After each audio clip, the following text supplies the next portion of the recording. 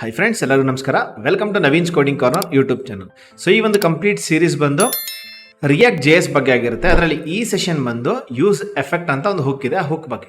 So ಈ ಸೆಷನಲ್ಲಿ ನಾವು use effect ಎಲ್ಲೆಲ್ಲ ಯೂಸ್ ಆಗುತ್ತೆ, ಆಮೇಲೆ ಅದರ ಸಿಂಟ್ಯಾಕ್ಸಸ್ ಯಾವ ರೀತಿ, ಅದರ ಬಗ್ಗೆ ನಾನು ಕಂಪ್ಲೀಟಾಗಿ ತಿಳಿಸ್ಕೊಡ್ತಾ ಇದ್ದೀನಿ. So first of all use effect ಅಂತಂದರೆ ಏನು ಅಂತಂದರೆ, ಯೂಸ್ ಎಫೆಕ್ಟ್ನ ನಾವು 3 ರೀತಿಲಿ ಯೂಸ್ ಮಾಡ್ಬೋದು. ಮೊದಲನೇದಾಗೆ ಜಾವಾಸ್ಕ್ರಿಪ್ಟಲ್ಲಿ ಆನ್ ಲೋಡ್ ಅಂತ ನಾವು ನೋಡ್ತಿದ್ವಿ ಅಲ್ವಾ. ಸೊ ನಾವೇನು ಮಾಡ್ಬೋದು, ಯೂಸ್ ಎಫೆಕ್ಟ್ನ ಆನ್ ಲೋಡಲ್ಲಿ ನಾವು ಯೂಸ್ ಮಾಡ್ಬೋದು.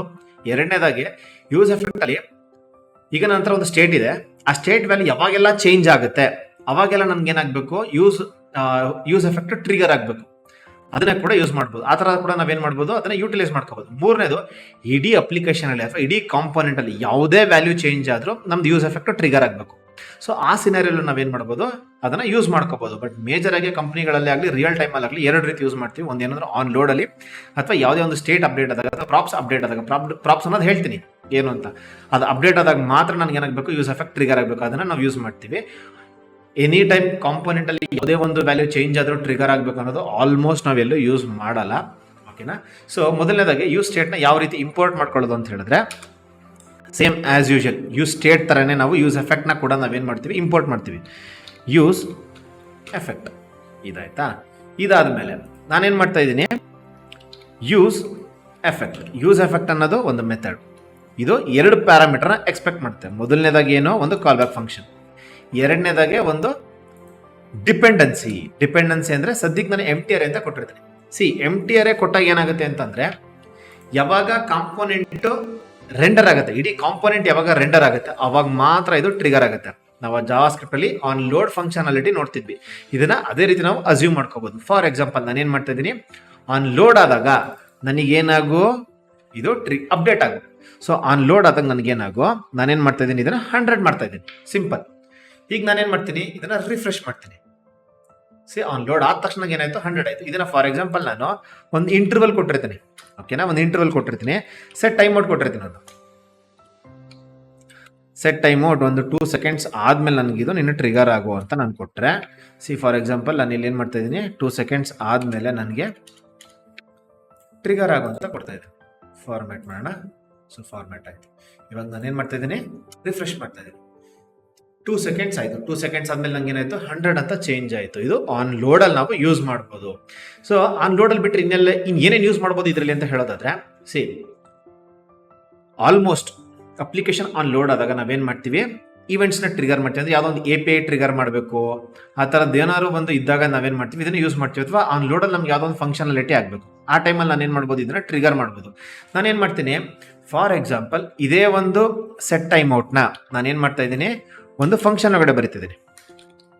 ಕಾನ್ಸ್ಟ್ ಕಾಲ್ ಆನ್ ಲೋಡ್, ಇದು ನನಗೊಂದು ಆರೋ ಫಂಕ್ಷನ್. ಹೌದಾ. ಇದರೊಳಗಡೆ ನಾನೇನು ಮಾಡಿದೆ, ಸೆಟ್ ಟೈಮ್ ಔಟ್ ಫಂಕ್ಷನ್ನ ಬರೆದಿದ್ದೀನಿ. ನಾನೇನು ಮಾಡ್ಬೋದು, ಯಾವ ಒಂದು ಫಂಕ್ಷನ್ ನನಗೆ ಆನ್ ಲೋಡಲ್ಲಿ ಟ್ರಿಗರ್ ಆಗಬೇಕು ಅಂತ ಇರುತ್ತೆ, ಆ ಫಂಕ್ಷನ್ ನಾನೇನು ಮಾಡ್ಬೋದು, ಯೂಸ್ ಎಫೆಕ್ಟ್ ಕೂಡ ಕೊಡ್ತೀನಿ. ಸೊ ಏನಾಗುತ್ತೆ, ಯೂಸ್ ಎಫೆಕ್ಟ್ ಕೂಡ ಕೊಟ್ಟೆ, ರಿಫ್ರೆಶ್ ಮಾಡ್ತಾ ಇದ್ದೀನಿ. 1 2 ಸೆಕೆಂಡ್ಸ್ ಆದ ತಕ್ಷಣ ಏನಾಗುತ್ತೆ, ಈ ಫಂಕ್ಷನ್ ಟ್ರಿಗರ್ ಆನ್ ಲೋಡ್ ಆದಾಗ ನನಗೇನಾಗ್ತಿದೆ, ಈ ಫಂಕ್ಷನ್ ಟ್ರಿಗರ್ ಆಗ್ತಿದೆ. ಈ ಫಂಕ್ಷನ್ ಟ್ರಿಗರ್ ಆಯಿತು ಅಂದ್ರೆ ಏನಾಯಿತು, 2 ಸೆಕೆಂಡ್ಸ್ ಆದಮೇಲೆ ಈ ಸ್ಟೇಟ್ ಅಪ್ಡೇಟ್ ಆಗುತ್ತೆ. ಅರ್ಥ ಆಯ್ತಾ. ಈ ಒಂದು ಯೂಸ್ ಎಫೆಕ್ಟ್ ಏನಂತ ಅರ್ಥ ಆಯ್ತು ನಮಗೆ, ಆನ್ ಲೋಡಲ್ಲಿ ನನಗೆ ಯಾವ ರೀತಿ ಯೂಸ್ ಮಾಡಬೇಕು ಅನ್ನೋದು ಅರ್ಥ ಆಯಿತು. ಈಗ ಎರಡನೇದಾಗೆ ಒಂದು ಡಿಪೆಂಡೆನ್ಸಿ ಅಂತಂದ್ರೆ ಏನು, ಫಾರ್ ಎಕ್ಸಾಂಪಲ್ ನಾನಿವಾಗ ಇಲ್ಲಿ ಏನು ಮಾಡ್ತಾ ಇದ್ದೀನಿ, ಒಂದು ಬಟನ್ನ ತಗೋತೀನಿ. ಬಟನ್ ತಗೋತಾ ಇದ್ದೀನಿ. ಈ ಬಟನ್ಗೊಂದು ನೇಮ್ ಕೊಡ್ತಾ ಇದ್ದೀನಿ, ಇನ್ಕ್ರಿಮೆಂಟ್ ಅಂತ ನೇಮ್ ಕೊಟ್ಟೆ. ಅರ್ಥ ಆಯ್ತಾ. ಸೊ ಇವಾಗ ಇಲ್ಲಿ ನೋಡ್ಬೋದು, ನನಗೆ ಒಂದು ಬಟನ್ ಕಾಣಿಸ್ತಾ ಇದೆ, ಇನ್ಕ್ರಿಮೆಂಟ್ ಅಂತ. ಇದಾಯಿತು. ಇದನ್ನು ರಿಫ್ರೆಶ್ ಮಾಡಿ. 100 ಆಗೋದು ಬೇಡ ನನಗೆ ಅಲ್ವಾ. ಸೊ ನಾನೇನು ಮಾಡ್ತೀನಿ, ಒಂದು ಆನ್ ಕ್ಲಿಕ್ ಫಂಕ್ಷನ್ ಬರ್ತೀನಿ. ಇದರಲ್ಲಿ ಆನ್ ಕ್ಲಿಕ್ ಫಂಕ್ಷನ್ ಸಿಂಟ್ಯಾಕ್ಸ್ ನೋಡ್ಕೊಳ್ಳಿ. ಆನ್ ಕ್ಲಿಕ್ ನಾನೇನು ಮಾಡ್ತಾ ಇದ್ದೀನಿ, ಒಂದು ಆರೋ ಫಂಕ್ಷನ್ ಕೊಡ್ತಾ ಇದ್ದೀನಿ. ಈ ಆರೋ ಅಥವಾ ಬೇಡ, ಡೈರೆಕ್ಟ್ ಆನ್ ಕ್ಲಿಕ್ ನಾನೇನು ಮಾಡ್ತೀನಿ, ಒಂದು ಫಂಕ್ಷನ್ ಬರಿತೀನಿ. ಏನಂತ, ಹ್ಯಾಂಡಲ್ ಇನ್ಕ್ರಿಮೆಂಟ್. ಆಯ್ತಾ. ಹ್ಯಾಂಡಲ್ ಇನ್ಕ್ರಿಮೆಂಟ್ ಅಂತ ಒಂದು ಫಂಕ್ಷನ್ ಬರಿತಾ ಇದ್ದೀನಿ. ಇದು ಬೇಕಾಗಿಲ್ಲ. ಈಗ ನಾನೇನು ಮಾಡ್ತೀನಿ, ಒಂದು ಆರೋ ಫಂಕ್ಷನ್ ಕಾನ್ಸ್ಟ್ ಹ್ಯಾಂಡಲ್ ಇನ್ಕ್ರಿಮೆಂಟ್, ಅದೇನೋ ಒಂದು ಫಂಕ್ಷನ್. ಅದರಲ್ಲಿ ನೀನೇನು ಮಾಡೋದು, ನಾನು ಯಾವಾಗಲೇ ಕ್ಲಿಕ್ ಮಾಡಿದ್ರು ಸ್ಟೇಟ್ನ ಅಪ್ಡೇಟ್ ಮಾಡು ವಿತ್ ಏನು, ಪ್ರೀವಿಯಸ್ ವ್ಯಾಲ್ಯೂ +1. ಇನ್ಕ್ರಿಮೆಂಟ್ ಅಂದರೆ ಅದೇ ಅಲ್ವಾ, ಪ್ರೀವಿಯಸ್ ವ್ಯಾಲ್ಯೂ +1 ಇನ್ಕ್ರಿಮೆಂಟ್ ಮಾಡು. ಯಾವಾಗೆಲ್ಲ ಅದು ಇನ್ಕ್ರಿಮೆಂಟ್ ಆಗುತ್ತೆ ಅವಾಗ ನನಗೇನಾಗಬೇಕು, ಒಂದು ಕನ್ಸೋಲ್ ಬರಬೇಕು ಅಂತ ಕೊಟ್ಟಿರ್ತೀನಿ. ನಾನೇನು ಮಾಡ್ತೀನಿ, ಲಾಗ್ ಮಾಡ್ತಾ ಇದ್ದೀನಿ. ಏನು ಅಂತಂದರೆ ಇನ್ಕ್ರಿಮೆಂಟ್ ಅಂತ. ಸೊ ಇವಾಗ ನಾನು ಏನು ಮಾಡ್ತಾ ಇದ್ದೀನಿ, ಫಸ್ಟು ಇಲ್ಲಿ ನೋಡೋಣ, ಏನೋ ಒಂದು ಎರರ್ ಬಂದಿದೆ. ಏನು ಎರರ್ ಇದು ಅಂತ ಹೇಳೋದಾದರೆ, ಓಕೆ, ಆರೋ ಫಂಕ್ಷನ್ ಕರೆಕ್ಟ್ ಆಗಿಲ್ಲ. ಸೊ ಈಗ ನಾನು ನೋಡೋದಾದರೆ ನನಗೇನು ಬರ್ತಾ ಇದೆ, ಇನಿಷಿಯಲಿ ಆನ್ ಲೋಡಲ್ಲಿ ಇದು ಬಂತು. ನನಗೆ ಏನಾಯಿತು, ಆನ್ ಲೋಡಲ್ಲಿ ನನಗೆ ಇನ್ಕ್ರಿಮೆಂಟ್ ಅನ್ನೋದು ಬಂತು. ಇದಾಯಿತು. ಇದಾದ್ಮೇಲೆ ನಾನು ಇನ್ಕ್ರಿಮೆಂಟ್ ಕೊಟ್ಟೆ. ನನಗೆ 2 ಬರ್ತಾಯಿದೆ, 3 ಬರ್ತಾಯಿದೆ, 4 ಬರ್ತಾಯಿದೆ. ಏನಾಗ್ತಿದೆ, ಈ ಫಂಕ್ಷನ್ ಕರೆಕ್ಟಾಗಿ ವರ್ಕ್ ಆಗ್ತಿದೆ. ಬಟ್ ನಾನೇನು ಡಿಪೆಂಡೆನ್ಸಿ ಕೊಟ್ಟಿಲ್ಲ. ಡಿಪೆಂಡೆನ್ಸಿ ಕೊಟ್ಟರೆ ನನಗೇನಾಗುತ್ತೆ ನೋಡಿ. ಸೊ ನನಗೆ ಅಪ್ಡೇಟ್ ಮಾಡ್ತಾರೆ ಸ್ಟೇಟ್ ಯಾವುದು ಇದಾ. ನಾನೇನು ಮಾಡ್ತಾ ಇದ್ದೀನಿ, ಸೆಕೆಂಡ್ ಪ್ಯಾರಾಮೀಟರ್ ನಾನೇನು ಮಾಡ್ತಾ ಇದ್ದೀನಿ, ಡಿಪೆಂಡೆನ್ಸಿ ಪಾಸ್ ಮಾಡ್ತಾ ಇದ್ದೀನಿ. ಈ ಡಿಪೆಂಡೆನ್ಸಿ ಪಾಸ್ ಮಾಡಿದಾಗ ಏನಾಗುತ್ತೆ, ಯಾವಾಗೆಲ್ಲ ನನಗೆ ಈ ಸ್ಟೇಟ್ ಅಪ್ಡೇಟ್ ಆಗುತ್ತೆ ಅವಾಗೆಲ್ಲ ನನಗೇನಾಗುತ್ತೆ, ಯೂಸ್ ಎಫೆಕ್ಟ್ ಕಾಲ್ ಆಗುತ್ತೆ. ಫಾರ್ ಎಕ್ಸಾಂಪಲ್ ಇಲ್ಲಿ ಇನ್ಕ್ರಿಮೆಂಟ್ ಅನ್ನೋದೆಲ್ಲ ಫುಲ್ ರಿಮೂವ್ ಮಾಡಿದ್ದೀನಿ. ಈಗ ನಾನು ಇನ್ಕ್ರಿಮೆಂಟ್ನ ಕಾಲ್ ಮಾಡ್ತೀನಿ. ನೋಡಿ, ಕ್ಲಿಕ್ ಮಾಡ್ತೀನಿ. ಕ್ಲಿಕ್ ಮಾಡಿದಂಗೆ ಏನಾಯಿತು, ಇನ್ಕ್ರಿಮೆಂಟ್ ಅಂತ ಬಂತು. ಕ್ಲಿಕ್ ಮಾಡ್ತಾ ಇದ್ದೀನಿ, ಬರ್ತಾ ಇದೆ. ಇದನ್ನೇ ನಾನು ಇನ್ನೊಂದೇನು ಮಾಡ್ತೀನಿ, ಇಲ್ಲಿ ಕಾಮ ಹಾಕ್ಬಿಟ್ಟು ನಂಬರ್ ಹಾಕಿ, ಅವಾಗ ಗೊತ್ತಾಗುತ್ತೆ ನೀಟಾಗಿ. ಸೊ ಇನಿಷಿಯಲಿ ರೀಲೋಡ್ ಮಾಡ್ತಾ ಇದ್ದೀನಿ, ಆಯಿತಾ. ಇನ್ಕ್ರಿಮೆಂಟ್ ಕ್ಲಿಕ್ ಮಾಡಿದೆ, 2 ಅಂತ ಬಂತು, 3 ಬರ್ತಾ ಇದೆ, 4 ಬರ್ತಾ ಇದೆ, 5 ಬರ್ತಾ ಇದೆ. ಇದೇನೋ ಡಿಪೆಂಡೆನ್ಸಿ. ಯಾವಾಗೆಲ್ಲ ಈ ಸ್ಟೇಟ್ ವ್ಯಾಲ್ಯೂ ಅಪ್ಡೇಟ್ ಆಗುತ್ತೆ, ಈ ಸ್ಟೇಟ್ ಯಾವಾಗೆಲ್ಲ ಅಪ್ಡೇಟ್ ಆಗುತ್ತೆ ಅವಾಗೆಲ್ಲ ಏನು ಅಂತ ಹೇಳಿದ್ರೆ ಈ ಯೂಸ್ ಎಫೆಕ್ಟ್ ಕಾಲ್ ಆಗಬೇಕು. ಇದೆಲ್ಲೆಲ್ಲಿ ಯೂಸ್ ಮಾಡ್ತೀವಿ ನಾವು ಅಂತ ಹೇಳೋದಾದರೆ, ಫಾರ್ ಎಕ್ಸಾಂಪಲ್ ನಿಮ್ಮ ಹತ್ರ ಕಾರ್ಟ್ ಅಂದರೆ ಯಾವುದೋ ಒಂದು ಪ್ರಾಡಕ್ಟ್ ನಿಮಗೆ ಲೈಕ್ ಆಗಿದೆ, ನೀವೇನು ಮಾಡ್ತೀರಾ, ಅದನ್ನು ಆ್ಯಡ್ ಟು ಕಾರ್ಟ್ ಮಾಡ್ತೀರಾ. ಆ್ಯಡ್ ಟು ಕಾರ್ಟ್ ಮಾಡ್ತೀರಾ, ಆ್ಯಡ್ ಆಯಿತು ಕಾರ್ಟ್ಗೆ, ಆಯಿತಾ. ನೆಕ್ಸ್ಟ್ ಏನು, ನೀವು ಒಂದು ಪ್ರಾಡಕ್ಟ್ ಅದ್ರದ್ದು ಒಂದು ಕ್ವಾಂಟಿಟಿ ಮಾತ್ರ ಆ್ಯಡ್ ಮಾಡಿರ್ತೀರ. ನೀವೇನು ಮಾಡ್ತೀರಾ, ನೆಕ್ಸ್ಟು ಯಾವುದೇ ಒಂದು ಪ್ರಾಡಕ್ಟ್ನ ನೋಡಿದ್ರೆ ಪ್ಲಸ್ ಮತ್ತು ಮೈನಸ್ ಐಕನ್ ಇರುತ್ತೆ, ಇನ್ಕ್ರಿಮೆಂಟ್ ಮತ್ತು ಡಿಕ್ರಿಮೆಂಟ್ ಮಾಡೋದಕ್ಕೆ ಕ್ವಾಂಟಿಟಿನ.